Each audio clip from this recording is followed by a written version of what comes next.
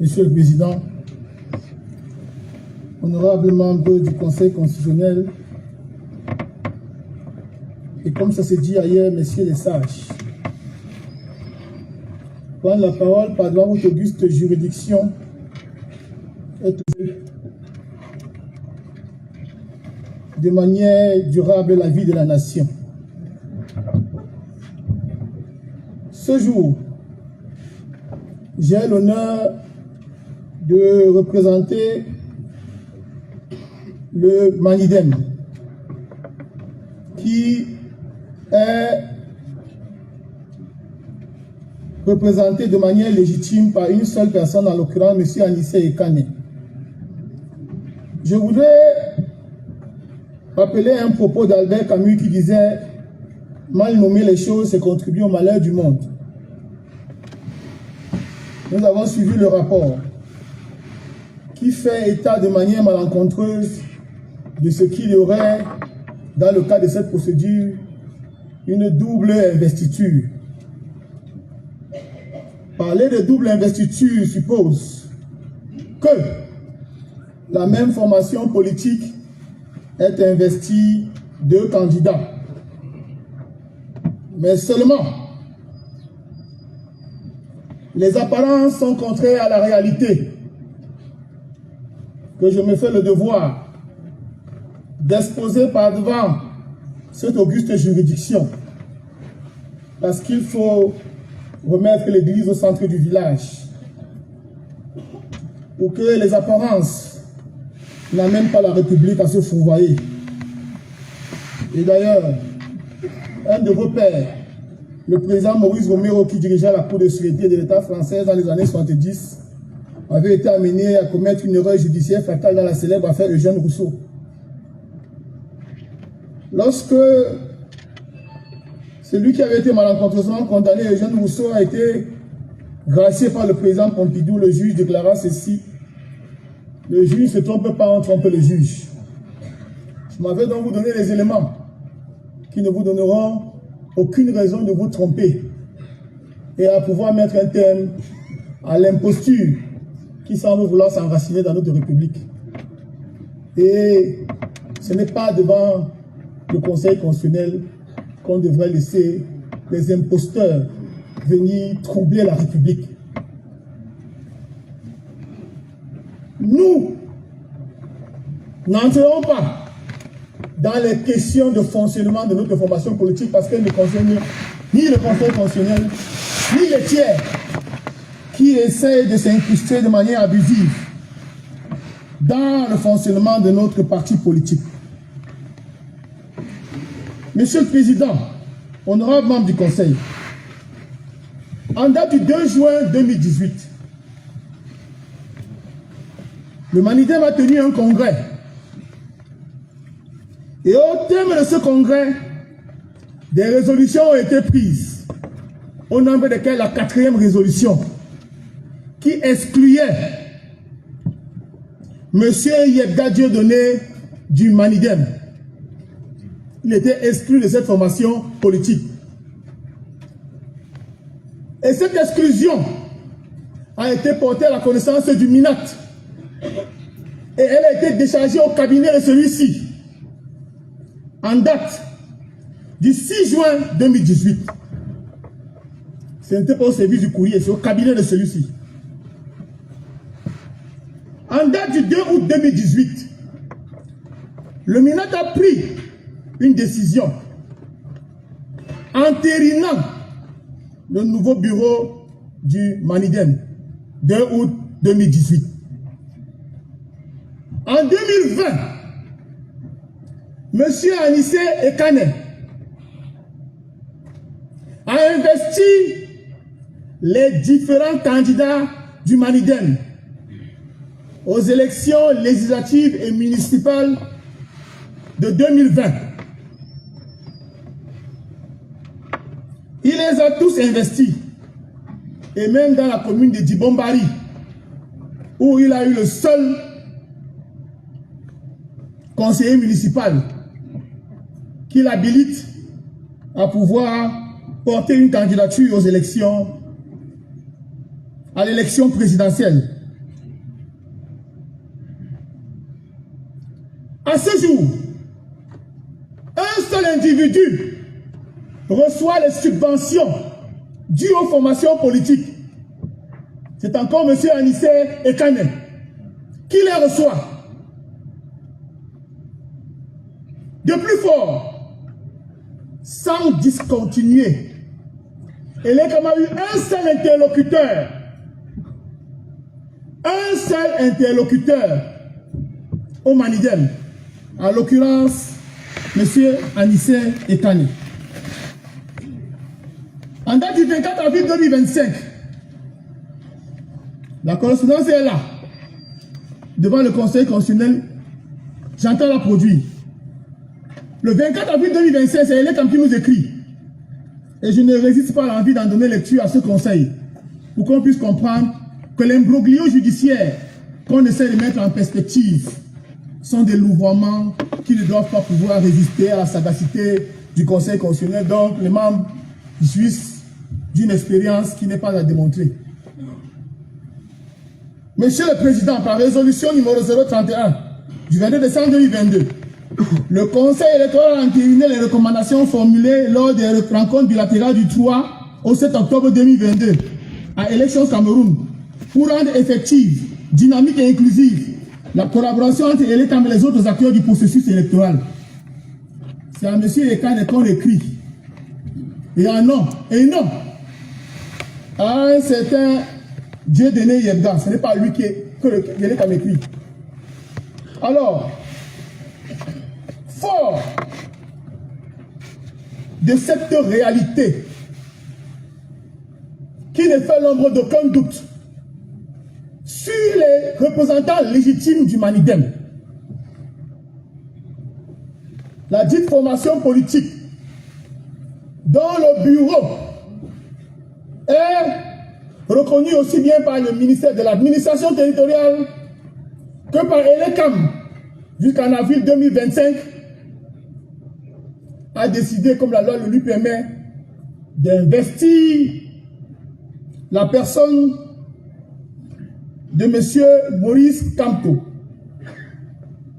Alors, par quelle alchimie juridique donc peut-on prétendre qu'il y a double investiture, étant entendu que, à aucun moment, M. Anissé Ekane et le bureau légitime qu'il représente n'a investi un autre candidat? Est-ce à dire que le premier kidam qui déposerait par devant vous, au nom du RDPC, une candidature représentant le parti en question, cela donnerait libre cours à Élections Cameroun et par suite au Conseil constitutionnel de recevoir la dite candidature et de prétendre qu'il y a double investiture. Telle est la question. Il ne s'agit pas d'entrer dans le fonctionnement des partis politiques. Il s'agit de se demander, en toute légitimité, quelles sont les personnes habilitées à parler au nom du Manidem. Nous suivons tous l'actualité. Des tripatouillages ont même été faits sur le site internet du ministère de l'administration territoriale pour donner une apparence de vérité à la forfaiture que s'apprête à faire ceux qui prétendent représenter le Manidem. Ces manipulations-là ont été faites, mais non content de les avoir faites. Un crime n'est jamais parfait. Le prétendu secrétaire général a fait des déclamations publiques, monsieur me voit, pour dire qu'il n'est plus secrétaire général du Manidem comme présenté aujourd'hui par le MINAC. Et que le bureau auquel il a appartenu à un moment donné, présidé par M. Yebga, a été déposé en 2018. Et que ce dernier a été exclu du parti. S'il a été exclu du parti, comment pouvons-nous être sérieux en prétendant qu'un militant exclu peut venir parler au nom d'une formation politique. Exclusion entérinée par ce dernier.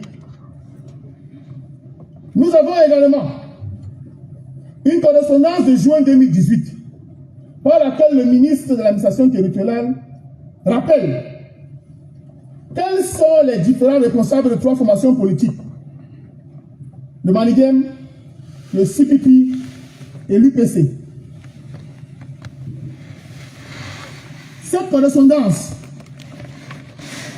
n'a pas fait l'objet d'un recours gracieux pour la larme de M.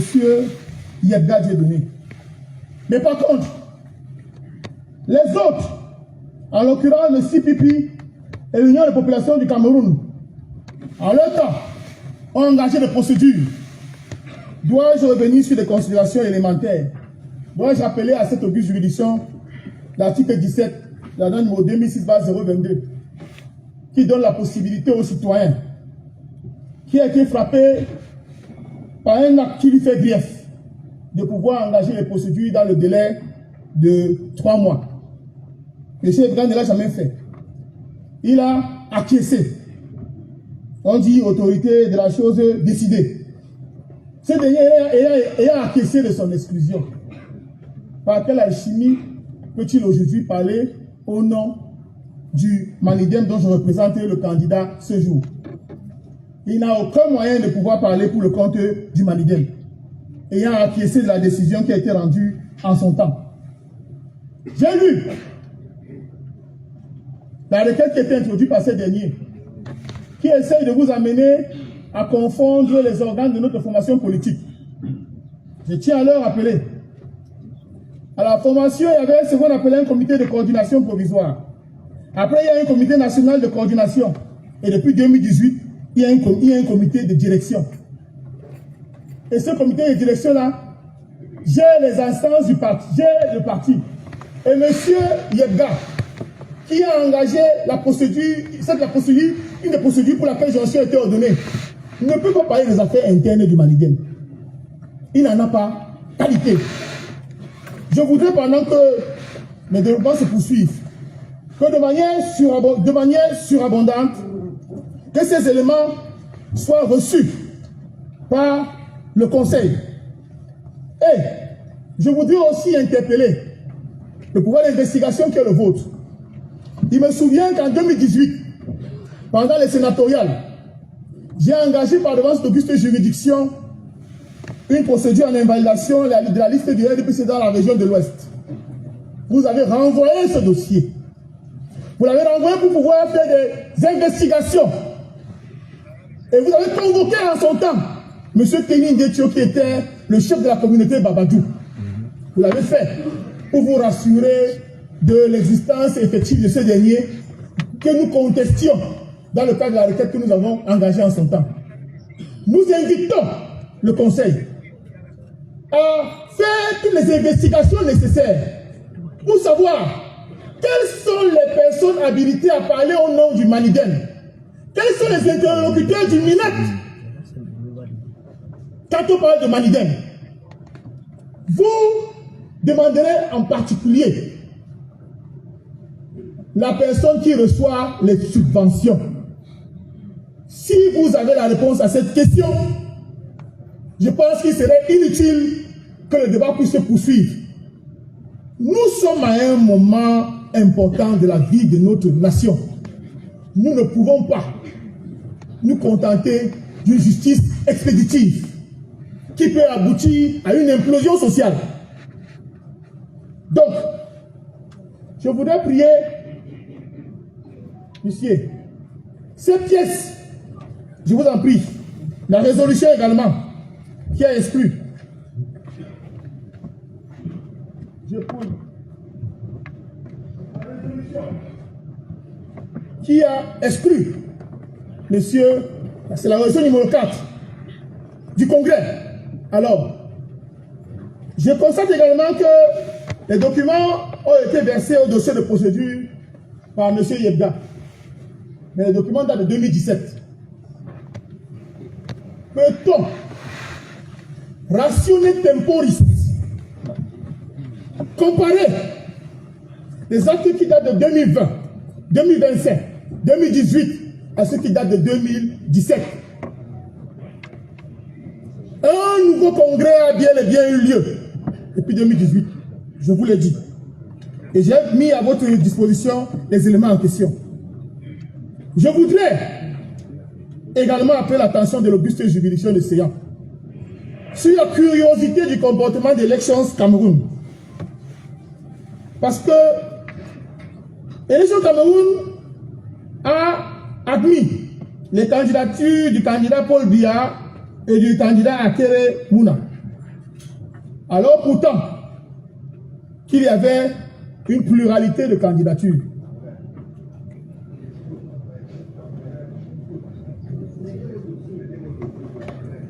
Je poursuis. Je tiens à rassurer l'auguste juridiction de Séan de ce que je sais très bien de quoi je parle. On ne peut pas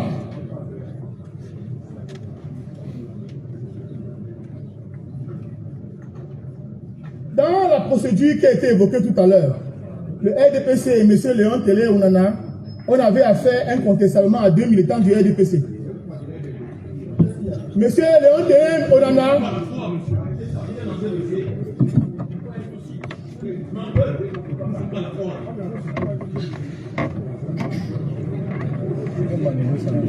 Monsieur le Président, tout à l'heure je me suis comporté avec la plus extrême dignité.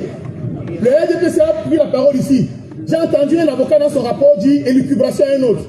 Nous sommes tués. Ils veulent faire des leçons. Pendant que je prends la parole, j'entends des remous. C'est inacceptable. Et je tiens à le rappeler. Je vous ai entendu ici, monsieur Yango, parler d'élucubration en parlant des exécutifs de votre contraire. Ça se tient entre l'avocat. Et quand j'ai la parole, vous ne devez pas faire de remous. Je poursuis. Dans le cadre de la procédure qui a été appelée tout à l'heure, entre M. Léon Télé Onana et le RDPC, il s'agissait de deux militants du RDPC. M. Léon Télé Onana est conseiller municipal du RDPC. M. Paul Biya est président de la République du Cameroun et président du RDPC. Dans cette procédure, nous avons fait affaire à un seul militant du Manigem. Le militant du Manigem s'appelle Kante Maurice. Alors, un tiers avec lequel nous n'avons aucun lien peut-il venir parler au nom de notre formation politique? Je poursuis. Récemment, le RDPC a exclu certains de ses anciens camarades qui me pardonnent de pouvoir, par devant ce bureau judiciaire, évoquer leur nom. Le professeur Messanga Nyamdi a été exclu. Saint-Éloi Bidou a été exclu. Est-il possible, dans la construction maléfique que les gens veulent nous imposer, que ces derniers puissent venir par devant cette auguste juridiction parler au nom du RDPC? C'est impossible. Alors, M. Yebga, exclu du Manigem, a-t-il qualité pour parler au nom du ministère? Pour pouvoir présenter M. Yebga comme étant le représentant du Manigem.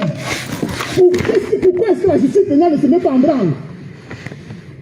Pourquoi la justice pénale ne se met pas en branle alors que l'honneur de la République est en jeu? L'honneur de la République est en jeu et pourquoi le ministère public, le ministère de la Justice ne peut pas travailler que le leur? Alors que les fraudeurs et les faussaires, le palais de la République avait été recouvert du sceau de la noblesse. Et chacun d'entre vous aussi, par devant ce conseil, n'est pas le public qui est spontané. J'ai eu le bonheur d'être l'étudiant de cette question parmi vous. Vous êtes assis, là par le mérite. On ne peut pas accepter que la forfaiture s'installe dans le palais de la République. Et j'ai en pâture le nom de notre pays. Le ministre intervient et tu ne comptes que d'éviter. Et ne produit aucun document restant pour pouvoir justifier la position qui est sienne. Il dit, et en plus, je vois dans le dossier de M. Yebga, une lettre du ministre dit, donne acte à M. Yebga, il dépose sa candidature. De tous les dossiers que vous avez reçus, ce dossier où le ministre du MINAC a donné acte à un autre candidat, y a-t-il le dossier où il a donné acte? Pourquoi particulièrement ce dossier? Reste ipsa loquitur. Les faits parlent d'eux-mêmes. Et les faits vous indiquent la collusion suspecte qu'il y a eu entre M. Yeka et le MINAC pour paralyser la candidature du candidat du Maniden. C'est inacceptable.